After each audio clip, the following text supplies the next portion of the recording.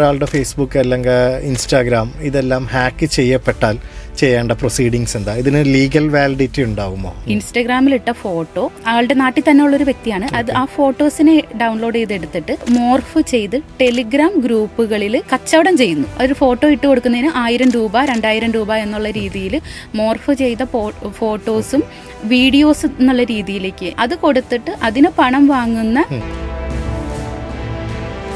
അതിനുശേഷം ഈ പ്രതിയെ അറസ്റ്റ് ചെയ്തപ്പോഴാണ് കാര്യങ്ങൾ അറിയുന്നത്. ആളുടെ ലാപ്ടോപ്പിൽ നിന്നും കിട്ടിയതെന്ന് വെച്ച് കഴിഞ്ഞാൽ ആ പ്രദേശത്തുള്ള ചെറിയ കുട്ടികളടക്കം 10 വയസ്സിൽ താഴെയുള്ള കുട്ടികളുടെ അടക്കമുള്ള ഫോട്ടോസിനെ മോർഫ് ചെയ്തിട്ടുള്ള ഒരു സംഭവം. അങ്ങനെ പിടിക്കുന്ന ഒരാൾക്ക് എന്ത് ശിക്ഷ വരെ മാക്സിമം ലഭിക്കാം? 7 വർഷം വരെ തടവ് ശിക്ഷ കിട്ടാവുന്ന പണിഷ്മെന്റുകളാണ്. ഓൺലൈൻ ബാങ്കിങ് തട്ടിപ്പ്, ഇവരുടെ ഫോൺ ഫുൾ ആക്സസ് ചെയ്ത് അവരുടെ അമ്മയുടെയോ പെങ്ങളുടെയോ ഫോട്ടോസ് എടുക്കുക, മോർഫ് ചെയ്യുക, അവരുടെ ഫാമിലി എന്താ പറയുക സേവ് ചെയ്ത നമ്പേഴ്സിലോട്ടൊക്കെ ഇതിലോട്ടൊക്കെ അയക്കും എന്നുള്ള രീതിയിലോട്ട് നല്ല രീതിയിൽ ഭീഷണി വരുന്നുണ്ട്. പോലീസുകാരെ കേസെടുത്ത് അത് കൺസേൺഡ് ജൂറിസ്ഡിക്ഷൻ പോലീസ് സ്റ്റേഷനിലോട്ട് ട്രാൻസ്ഫർ ചെയ്യുന്നതും അവരുടെ ഡ്യൂട്ടിയാണ്. ശരിക്കും പറഞ്ഞാൽ നമ്മൾ സ്റ്റേഷനിൽ പോകേണ്ട ഈ 1930 എന്ന നമ്പറിൽ വിളിച്ചിട്ട് ഇതെല്ലാം ചെയ്യാവുന്നതാണോ? ഇത് ചെയ്യാം, പക്ഷെ അന്വേഷണത്തിന് നമ്മൾ സ്റ്റേഷനിൽ പോകണം. 125 രൂപ മുതൽ 30,000 40,000 ടോട്ടൽ 12 ലക്ഷം വരെ നഷ്ടപ്പെട്ട ഒരു കുട്ടിയുടെ കേസ് എനിക്കറിയാം. എവിടെയാണ് സത്യം ഒരു ഹോസ്പിറ്റൽ അനാസ്ഥ ഉണ്ടായാൽ ഒരു സാധാരണക്കാരൻ എന്താണ് ആദ്യം ചെയ്യേണ്ടത്? എവിടെയാണ് കംപ്ലൈന്റ് കൊടുക്കേണ്ടത്? എന്ത് സംഭവിച്ചാലും അത് ഹോസ്പിറ്റലിന്റെ അനാസ്ഥ എന്ന് നമുക്ക് പറയാനായിട്ട് കഴിയില്ല.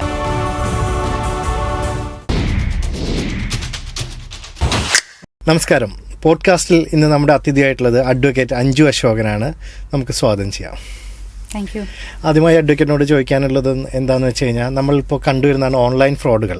പല രീതിയിലുള്ള ഓൺലൈൻ ഫ്രോഡുകളിൽ പലരും അതിനകത്തൊരു പറ്റിക്കപ്പെടുന്നുണ്ട്. പലർക്കും അറിയില്ല ഇങ്ങനൊരു ഓൺലൈൻ ഫ്രോഡ് വന്നാൽ എന്താണ് ചെയ്യേണ്ടത്, ആദ്യം അവരെവിടെയാണ് കംപ്ലയിൻറ്റ് ചെയ്യേണ്ടത്, എന്താണ് അവരുടെ ഇനീഷ്യൽ സ്റ്റെപ്സ് എന്താണ്, അങ്ങനെ എന്താണ് ഒരാൾ ഒരു ഓൺലൈൻ ഫ്രോഡ് വന്നാൽ ചെയ്യേണ്ടത്, എന്തൊക്കെയാണ്? ഇപ്പോൾ നിമിൽ പറഞ്ഞത് കറക്റ്റാണ്. ഇപ്പോൾ നമ്മുടെ സൊസൈറ്റിയിൽ നേരിട്ടുള്ള ക്രൈമിനേക്കാളും കൂടുതൽ ഓൺലൈനായിട്ടുള്ള തട്ടിപ്പുകളും ഫ്രോഡുകളും തന്നെയാണ് നടന്നുകൊണ്ടിരിക്കുന്നത്. അത്തരത്തിലൊരു സംഭവം നമുക്ക് പേഴ്സണലി ഉണ്ടായിക്കഴിഞ്ഞാൽ ആദ്യം തന്നെ ചെയ്യേണ്ടത് എന്താണെന്ന് വെച്ച് കഴിഞ്ഞാൽ, അതിൻ്റെ ഗ്രീവൻസ് അനുസരിച്ചിട്ട് നമ്മൾ ആദ്യം നമ്മുടെ പാരൻസിനെ അറിയിക്കുക എന്നുള്ളതാണ് ഏറ്റവും പ്രധാനമായും. ഇപ്പോൾ കുട്ടികളാണ് ഇത് മിക്കപ്പോഴും നേരിടേണ്ടി വരുന്നത്. ഇപ്പോൾ കുട്ടികൾ അത്തരത്തിലുള്ള ഒരു ഇഷ്യൂവിൽ ചെന്ന് പെട്ടുകഴിഞ്ഞാൽ ആദ്യം തന്നെ വേണ്ടപ്പെട്ട ആളുകളോട് ഇങ്ങനൊരു സംഭവം ഉണ്ട് എന്ന് പറയുക. ഉടനെ തന്നെ സൈബർ സെല്ലിൽ 1930 1930 എന്ന നമ്പറിൽ 1930 എന്ന സൈബർ സെല്ലിന്റെ നമ്പറിൽ വിളിച്ച് ഇങ്ങനൊരു സംഭവം ഉണ്ടായിട്ടുണ്ട് എന്നുള്ളത് അറിയിക്കുക. അവരത് രജിസ്റ്റർ ചെയ്യും. രജിസ്റ്റർ ചെയ്യാനായിട്ടുള്ള കാര്യങ്ങളും നമ്മൾ അവർക്ക് പ്രൊവൈഡ് ചെയ്ത് കൊടുക്കുക. അവരത് രജിസ്റ്റർ ചെയ്യും. നമുക്ക് ഓവർ ദ ഫോൺ വിളിച്ച് ക്രൈം രജിസ്റ്റർ ചെയ്യാം. ഓക്കെ. സൈബർ സെല്ലിന്റെ ആപ്പ് വഴിയാണെന്നുണ്ടെങ്കിൽ നമുക്ക് ഫോൺ വിളിച്ചിട്ടും ഈ ക്രൈം നമുക്ക് ഓൺലൈനായി ആദ്യം രജിസ്റ്റർ ചെയ്യാൻ സാധിക്കും. നമ്മളപ്പോൾ അതിന്റെ ആപ്പ് ഡൗൺലോഡ് ചെയ്യണം. ഓൺലൈനായിട്ട് നമുക്ക് ചെയ്യാൻ സാധിക്കും. ഓൺലൈനായി ചെയ്തതിന് ശേഷം ഇപ്പോൾ ഫോർ എക്സാമ്പിൾ ഇപ്പോൾ ബാങ്കിൽ നിന്ന് നമ്മുടെ എമൗണ്ട് ഫ്രോഡുലന്റ്ലി ട്രാൻസാക്ഷൻ സംഭവിച്ചിട്ടുള്ളതാണ് എന്നുണ്ടെങ്കിൽ അവർ ഉടനെ തന്നെ ആ ബാങ്കിൽ കൺസേൺഡ് ബാങ്കിൽ നമ്മളുടെ ഒരു റിട്ടേൺ റിക്വസ്റ്റും കൊടുക്കണം. അതുപോലെ തന്നെ സൈബർ സെല്ലിൽ നിന്നും അവരുടെ ഇടപെടലും ഉണ്ടാകും. എന്നിട്ട് അത് ബ്ലോക്ക് ചെയ്യും. താൽക്കാലികമായി നമ്മുടെ അക്കൗണ്ടിനെ ഫ്രീസ് ചെയ്യുകയും അങ്ങനെ നടന്നിട്ടുള്ള, പക്ഷെ അത് ഇമ്മീഡിയറ്റ്ലി ചെയ്യണം. അതെ. ഇപ്പൊ ഒരു ട്രാൻസാക്ഷൻ നടന്ന് ഒരു 3-4 ദിവസം കഴിഞ്ഞ് നമ്മളത് പറഞ്ഞിട്ട് കാര്യമില്ല. കാരണം ഇമ്മീഡിയറ്റ്ലി അക്കൗണ്ട് ഫ്രീസ് ചെയ്യണമെന്നുണ്ടെങ്കിൽ സംഭവം നടന്ന് 24 മണിക്കൂറിനുള്ളിൽ തന്നെ നമ്മൾ ബാങ്കിനെ അറിയിക്കണം. ബാങ്ക് അത് ഫ്രീസ് ചെയ്ത് ആ എമൗണ്ട് നമുക്ക് പിന്നീട് നമുക്ക് തിരിച്ച് കിട്ടണം എന്നുണ്ടെങ്കിൽ കോർട്ട് പ്രൊസീഡിങ്സ് ഉണ്ട്. കിട്ടില്ല. ഇൻ കേസ് നമ്മൾ അപ്പോഴേക്കപ്പോൾ ഫ്രീസ് ചെയ്താൽ പോലും നമുക്കത് തിരിച്ച് അപ്പോഴേക്ക് കിട്ടില്ല, കോർട്ട് പ്രൊസീഡിംഗിലോട്ട്. അതെ, അങ്ങനെ ഫ്രീസ് ചെയ്ത കാരണം നമ്മൾ അത് FIR ഇട്ടിട്ടാണ്, സൈബർ സെല്ലിൽ FIR ഇട്ടിട്ടാണ് നമ്മളത് ഫ്രീസ് ചെയ്യുന്നത്. ഫ്രീസ് ചെയ്ത് കഴിഞ്ഞാൽ ആ എമൗണ്ട് നമുക്ക് ഇമ്മീഡിയറ്റ്ലി നമ്മൾ ആവശ്യപ്പെടുമ്പോൾ കിട്ടില്ല. അത് കോടതിയിൽ നമ്മളൊരു പെറ്റീഷൻ ഫയൽ ചെയ്ത് ഈ ബാങ്കും ഏത് ബാങ്കിലേക്കാണോ ട്രാൻസാക്ഷൻ പോയിട്ടുള്ളത്, എമൗണ്ട് പോയിട്ടുള്ളത്, ആ ബാങ്കിനെയും പാർട്ടി ചേർത്ത് നമ്മളൊരു പെറ്റീഷൻ മൂവ് ചെയ്തതിന് ശേഷം കോടതി ഓർഡർ പാസ്സാക്കും. നമുക്ക് ആ എമൗണ്ട് നമ്മുടെ ജെനുവിനിറ്റി മനസ്സിലാക്കി നമ്മുടെ എമൗണ്ട് അത് ഫ്രോഡുലന്റ്ലി പോയിട്ടുള്ളതാണെന്ന് മനസ്സിലാക്കി കോടതി അത് ഡയറക്റ്റ് ചെയ്യും ബാങ്കിനോട് ആ എമൗണ്ട് റീഇംബേഴ്സ് ചെയ്യുന്നതിനായിട്ട്. ശരിക്കും പറഞ്ഞാൽ നമ്മൾ സ്റ്റേഷനിൽ പോകേണ്ട ഈ 1930 എന്ന നമ്പറിൽ വിളിച്ചിട്ട് ഇതെല്ലാം ചെയ്യാവുന്നതാണോ? ഇത് ചെയ്യാം, പക്ഷെ അന്വേഷണത്തിന് നമ്മൾ സ്റ്റേഷനിൽ പോകണം. നമുക്കിപ്പോൾ ആദ്യം സൈബർ സെല്ലിൽ ആയിരുന്നു പരാതി ഓൺലൈനായിട്ട് കൊടുക്കുന്നത്. ഇപ്പോൾ എല്ലാ പോലീസ് സ്റ്റേഷനുകളിലും നമുക്ക് പോലീസ് സ്റ്റേഷനുകളിൽ പരാതി കൊടുത്തിട്ട് പോലീസ് സ്റ്റേഷനിൽ നിന്നും അത് സൈബർ അന്വേഷണത്തിലേക്ക് അയക്കും. അതും നമുക്കിപ്പോൾ പോസിബിൾ ആണ്. കാരണം ആളുകൾക്ക് ഇത് ഈസിലി അവൈലബിൾ ആകുന്നതിന് വേണ്ടിയിട്ട് നമുക്ക് പോലീസ് സ്റ്റേഷനിൽ മുഖേനയും സൈബർ സെല്ലിൽ ഓൺലൈനായിട്ടും നമുക്ക് പരാതികൾ രജിസ്റ്റർ ചെയ്യാവുന്നതാണ്.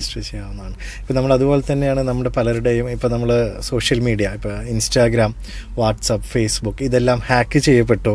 പിന്നെ അവർ അറിയാതെ തന്നെ വേറെ കുറേ പോസ്റ്റ് ഇട്ട് ചിലവരത് മനഃപൂർവ്വം രക്ഷപ്പെടാൻ വേണ്ടി പറയുന്നവരുണ്ട്, എന്നാൽ സത്യത്തിൽ സംഭവിക്കുന്നുണ്ട്. അപ്പോൾ അങ്ങനെ ഇപ്പോൾ നമ്മുടെ ആരുടെയെങ്കിലും ഒരാളുടെ ഫേസ്ബുക്ക് അല്ലെങ്കിൽ ഇൻസ്റ്റാഗ്രാം ഇതെല്ലാം ഹാക്ക് ചെയ്യപ്പെട്ടാൽ ചെയ്യേണ്ട പ്രൊസീഡിങ്സ് എന്താ? ഇതിന് ലീഗൽ വാലിഡിറ്റി ഉണ്ടാകുമോ? തീർച്ചയായിട്ടും ലീഗൽ വാലിഡിറ്റി ഉണ്ട്. ഇത് രണ്ട് രീതിയിലല്ല. ഈ ഒഫൻസിന്റെ ഗ്രീവിയൻസ് ഇല്ലെങ്കിൽ അതിന്റെ ഫേസ് അനുസരിച്ചിട്ടാണ് ഇരിക്കുന്നത്. അപ്പോൾ ഒരു ഫേക്ക് അക്കൗണ്ട് ക്രിയേറ്റ് ചെയ്ത് അയാളുടെ പേരിൽ ക്യാഷ് മേടിക്കുന്ന പണം തട്ടിയെടുക്കാൻ ശ്രമിക്കുന്നതുണ്ട്. അത് ആ പണം തട്ടിയെടുക്കാൻ ശ്രമിച്ചു എന്നുള്ള സബ്ജക്റ്റ് മാറ്ററിനെ ബേസ് ചെയ്തിട്ടാണ് ഒഫൻസ് രജിസ്റ്റർ ചെയ്യുന്നത്. പക്ഷേ നമ്മൾ കേസ് രജിസ്റ്റർ ചെയ്യുന്നതെല്ലാം സെയിം മെത്തേഡ് തന്നെ. ഇത് വരുന്നു, നമ്മൾ ഓൺലൈനായിട്ടുള്ള ഈ കംപ്ലൈന്റുകൾ രജിസ്റ്റർ ചെയ്യുന്ന രീതി അതെ 1930 ആണ്. സൈബർ സെല്ലിൽ നമുക്ക് പോലീസ് സ്റ്റേഷനും വഴി നമുക്ക് കേസ് രജിസ്റ്റർ ചെയ്യാം. കേസ് രജിസ്റ്റർ ചെയ്ത് അതിന്റെ ഒഫൻസ് വരുന്നത് എന്താണോ ഇഷ്യൂ സംഭവിച്ചത്. ഇപ്പോൾ ചിലപ്പോൾ മോർഫിംഗ് ആണ് എന്നുണ്ടെങ്കിൽ അത് ഇത് IT ആക്ട് പ്രകാരവും, എല്ലാത്തിലും IT ആക്ട് മെയിൻ ആയിട്ട് വരുന്നതാണ്. IT ആക്ട് പ്രകാരവും BNS ആക്ട് പ്രകാരവും വരുന്ന ഒഫൻസുകൾ ചാർജ് ചെയ്തിട്ട് പ്രതിക്കെതിരെ കേസ് എടുക്കും. ഇപ്പോൾ റീസെന്റ് എൻ്റെ ഒരു ഫ്രണ്ടിനുണ്ടായ ഒരു ഇഷ്യൂ ഞാനിപ്പോൾ ഷെയർ ചെയ്യാൻ ഉദ്ദേശിക്കുകയാണ്. ആളുടെ പേര് ഞാൻ പറയുന്നില്ല, എൻ്റെ ഒരു ബെസ്റ്റ് ഫ്രണ്ട്. പക്ഷേ ന്യൂസിലെല്ലാം വന്നതാണ്, ചാനലുകളിലെല്ലാം വന്ന ഒരു ന്യൂസ് തന്നെയാണ്. അപ്പോൾ ആളുടെ ഫോട്ടോ, ഇൻസ്റ്റഗ്രാമിലിട്ട ഫോട്ടോ, ഇത് ആളുടെ നാട്ടിൽ തന്നെ ഉള്ളൊരു വ്യക്തിയാണ്. അത് ആ ഫോട്ടോസിനെ ഡൗൺലോഡ് ചെയ്തെടുത്തിട്ട് അത് മോർഫ് ചെയ്ത് ടെലിഗ്രാം ഗ്രൂപ്പുകളിൽ കച്ചവടം ചെയ്യുന്നു. അത് വെറുതെ ഷെയർ ചെയ്യല്ല, ഒരു ഫോട്ടോ ഇട്ട് കൊടുക്കുന്നതിന് 1000 രൂപ 2000 രൂപ എന്നുള്ള രീതിയിൽ മോർഫ് ചെയ്ത ഫോട്ടോസും വീഡിയോസ് എന്നുള്ള രീതിയിലേക്ക് ആനിമേറ്റഡ് വീഡിയോസ് ഉണ്ടാക്കുന്നത് പോലെ വീഡിയോസ് ക്രിയേറ്റ് ചെയ്തിട്ട് അത് കൊടുത്തിട്ട് അതിന് പണം വാങ്ങുന്ന ഒരു ഇഷ്യൂ. അതെ, അത് കണ്ടുപിടിച്ചു. ആളുടെ ഒരു ഫ്രണ്ട് ഇങ്ങനെ കണ്ടു. അപ്പോൾ ആളെ വിളിച്ച് പറഞ്ഞു. ഉടനെ തന്നെ അത് പോലീസ് ക്രൈം രജിസ്റ്റർ ചെയ്തു. സൈബർ സെല്ലിലും നമ്മൾ പരാതി കൊടുത്തു.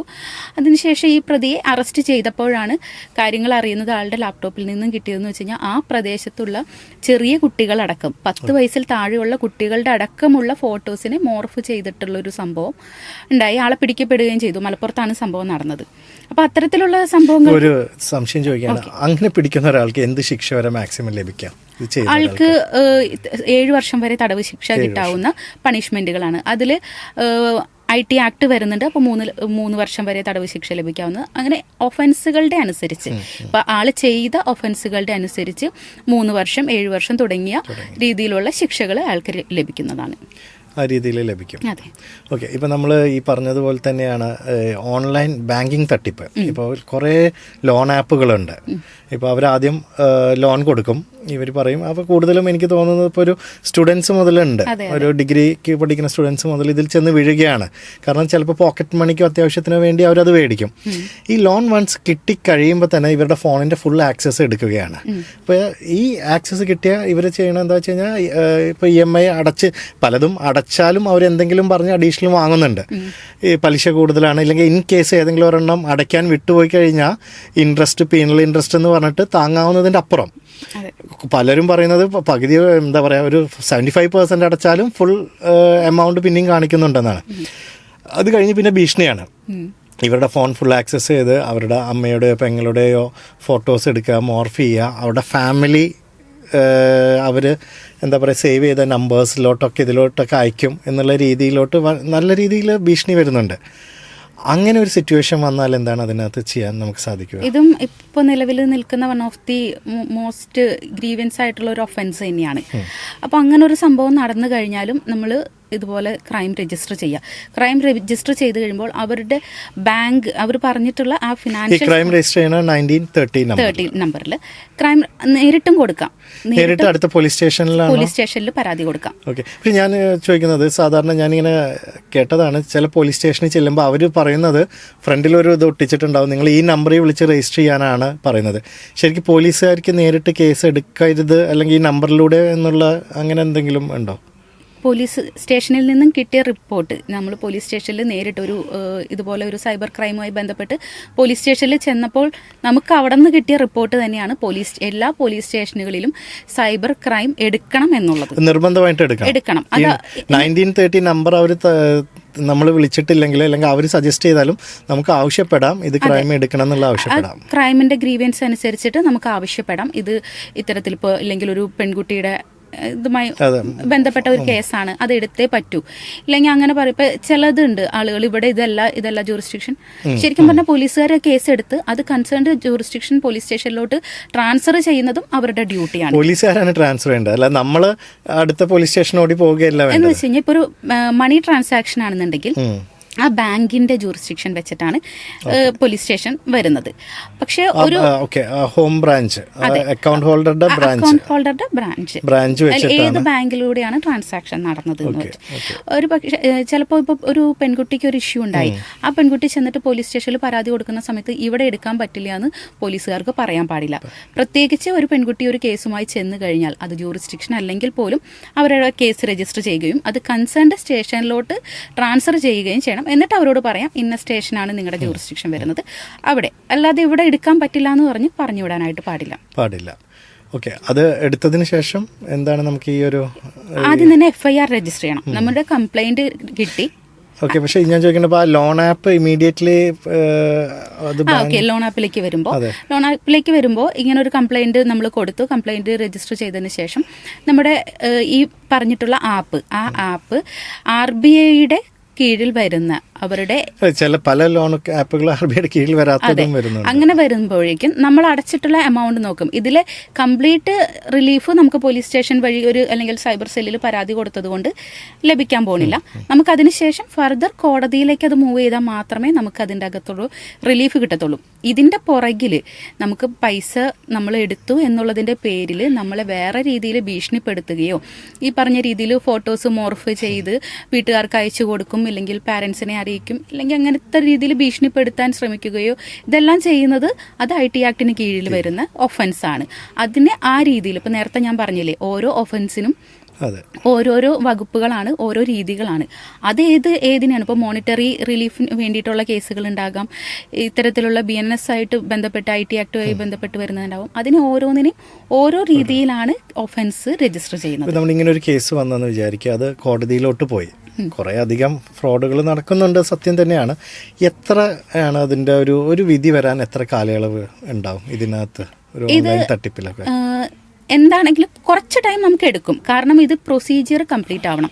പ്രൊസീജിയർ കംപ്ലീറ്റ് ആവാന്ന് വെച്ച് കഴിഞ്ഞാൽ ഈ ഒരു കേസ് രജിസ്റ്റർ ചെയ്തതിന് ശേഷം നമ്മൾ ഇതിൻ്റെ ഇൻവെസ്റ്റിഗേഷൻ നടത്തും. ഇൻവെസ്റ്റിഗേഷൻ നടത്തുക എന്ന് പറയുന്നത് ഇപ്പോൾ ചിലതെല്ലാം വളരെ ഈസി ആയിട്ട് നമുക്ക് ഡാറ്റാസ് കിട്ടുന്നതായിരിക്കും. പക്ഷെ ചില കാര്യങ്ങളിൽ ചിലപ്പോൾ UPI QR കോഡ് അങ്ങനെയുള്ള കാര്യങ്ങളെല്ലാം വരുമ്പോൾ എല്ലാത്തിനും പെട്ടെന്ന് നമുക്ക് ലഭ്യമാക്കണമെന്നില്ല. അപ്പോൾ ഒരു സംഭവം ഒരു കുട്ടിയുടെ ഒരു ജോലി ഓഫർ ചെയ്തുകൊണ്ട് ഇത് ട്രാൻസ്ഫർ ചെയ്യാൻ പറ്റും. അപ്പോൾ ഒരു ഗ്രൂപ്പിൽ ആഡ് ചെയ്തു, അതിൽ ഇവർ പറയുന്ന ലിങ്കിൽ ക്ലിക്ക് ചെയ്യുക, അതിലേക്ക് ഇത്ര രൂപ പേയ്മെൻറ്റ് ചെയ്യുക. അങ്ങനെ 125 രൂപ മുതൽ 30,000 40,000 ടോട്ടൽ 12 ലക്ഷം വരെ നഷ്ടപ്പെട്ട ഒരു കുട്ടിയുടെ കേസ് എനിക്കറിയാം.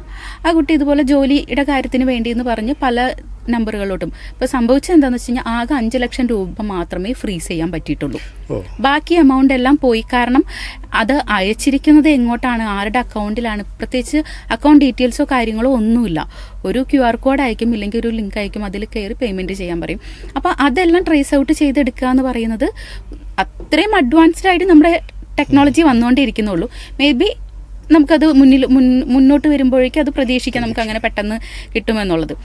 അപ്പം അത്തരം സാഹചര്യങ്ങളിൽ കേസിൻ്റെ സ്വഭാവം അനുസരിച്ചിട്ട് കുറച്ച് ഡിലേ ആകാം.